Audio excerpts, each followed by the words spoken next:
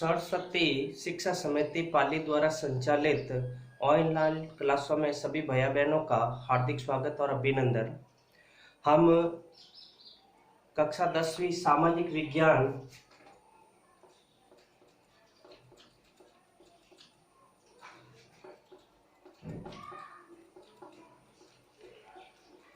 के बारे में अध्ययन कर रहे थे। आज हमारा ये वीडियो भाग 2 है, अध्याय 1 का भाग 2 है, जिसमें हम गुप्त वंश के बारे में पढ़ेंगे। गुप्त वंश। सबसे पहले अगर मैं बात बताऊं, 230 से लगाकर 275 ईस्वी तक हमारे यहाँ पर कुषाण और शकों का शासक था। कुषाण व शकों का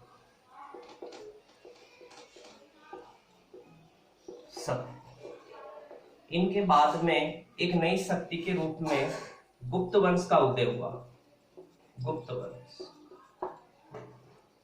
275 ईस्वी के आसपास, और गुप्त वंश की स्थापना करने वाले थे श्रीगुप्त।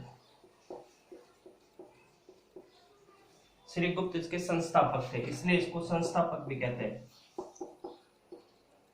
पहली बात। दूसरी बात याद रखना है, प्रमुख शासक। प्रमुख शासक। प्रमुख शासक में सबसे पहले नंबर 1 पर आता है चंद्रगुप्त प्रथम। ये गुप्त वंश का सबसे प्रतापी और प्रथम शासक था। इसको वास्तविक शासक भी कहा जाता है। इसकी महाराजा धीराज की उपाधि थी, ये याद रखना, उपाधि।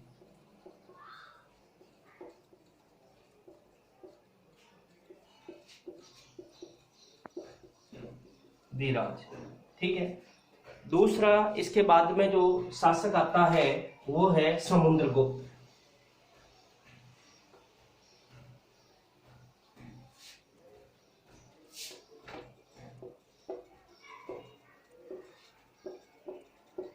ये दूसरा गुप्त काल का शासक था।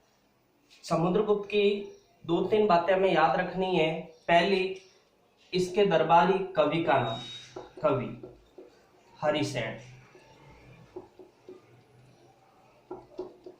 नंबर 1, इसने प्रयाग प्रशस्ति लिखी। प्रयाग, जिसको इलाहाबाद भी कहते हैं, ठीक है, प्रयाग या इलाहाबाद प्रशस्ति, जिसमें इसकी विजयों का उल्लेख है। विजय का उल्लेख कई बार पूछता है। हरिसेन के द्वारा जो प्रयाग प्रशस्ति लिखी गई उसमें समुद्रगुप्त का वर्णन है और इसमें इनकी विजयों का उल्लेख है। तीसरा इसमें जो शासक आता है वो है चंद्रगुप्त द्वितीय। तीसरा शासक चंद्रगुप्त द्वितीय।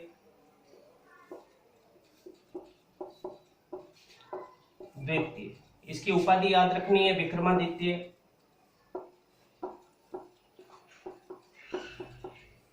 ठीक है। इसके बाद में चौथा शासक है कुमारगुप्त।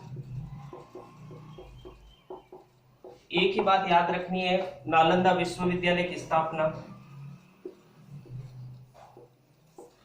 नालंदा विश्वविद्यालय। उसके बाद में अंतिम शासक है वह है स्कंदगुप्त, और इसके बारे में याद रखना है शकों को पराजित। ये विदेशी लोग थे शक, जिनका मुकाबला स्कंदगुप्त ने किया और भारत में इनको आने से रोका। इसके बाद में जो महत्वपूर्ण प्रश्न बनता है गुप्त काल का, वो प्रश्न बनता है सांस्कृतिक उपलब्धियां या विकास। गुप्त काल में विकास, तो विकास को लेकर अगर अपन बात करें तो गुप्त काल में सर्वाधिक विकास हुआ था। मूर्तियों का विकास, रामायण और महाभारत का विकास, मूर्तियां सबसे ज्यादा बनने लगी, बौद्ध की मूर्तियों का विकास, इसके अलावा हम चंद्रगुप्त द्वितीय के समय में जो मैरोली का लोह स्तंभ बना उसका विकास हुआ। आर्यभट्ट, वराहमिहिर, वरुचिकर ये सारे इसमें थे। कालिदास, अभिज्ञान संकुतलम, ये सारी व्यवस्थाएं यहाँ पर विकास हुआ। इसलिए गुप्त काल में सर्वाधिक विकास हुआ, इसलिए इसको स्वर्ण काल कहते हैं। इसलिए इसको प्राचीन भारत का स्वर्ण काल कहते हैं। ठीक है। अंत में इसका जो प्रश्न बनता है गुप्त काल का, जो हमारे कोर्स या चैप्टर में है, वो है समाज की स्थिति। समाज की स्थिति। समाज की स्थिति में समाज में वर्ण व्यवस्था थी। वर्ण 4 भाग थे: ब्राह्मण, वैश्य, क्षत्रिय, शूद्र। इसी के अलावा स्त्रियों की स्थिति बढ़िया थी। स्त्रियों को पूरा सम्मान होता था, अर्धांगिनी के रूप में जाना जाता था। साथ ही साथ समाज में कई प्रकार की प्रथाएं थी जो उस समय की महत्वपूर्ण रीति रिवाज और तौर तरीकों के साथ संलग्न थी। विवाहों के प्रकार में विवाह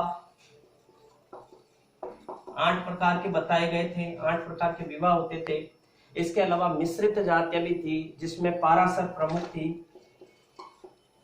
ये मिश्रित जाति थी। और स्त्रियों को शिक्षा का अधिकार था। शिक्षा का अधिकार, स्त्रियों को पढ़ाई, शिक्षाई, लिखाई करवाई जाती थी। विदुषी महिलाओं का भी नाम इसमें आता है। फिर खान पान, रहन सहन बहुत अच्छा था। इस प्रकार से हम आज के इस वीडियो में गुप्त काल के प्रमुख राजा कौन कौन थे, जिनके बारे में पढ़ा, गुप्त काल की सांस्कृतिक उपलब्धियों के बारे में मैंने समझाने का प्रयास किया, और अंत में समाज की स्थिति के बारे में बताया। समाज में किस प्रकार से विवाह थे, बहु पत्नी प्रथा का प्रचलन नहीं था, प्रदा प्रथा का प्रचलन नहीं था। ठीक है। सती प्रथा का उल्लेख पहली बार यहाँ पर मिलता है, भानुगुप्त का जो शिलालेख है उसमें मिलता है। इसके अलावा शिक्षा का अधिकार था और महिलाओं की स्थिति बहुत अच्छी थी।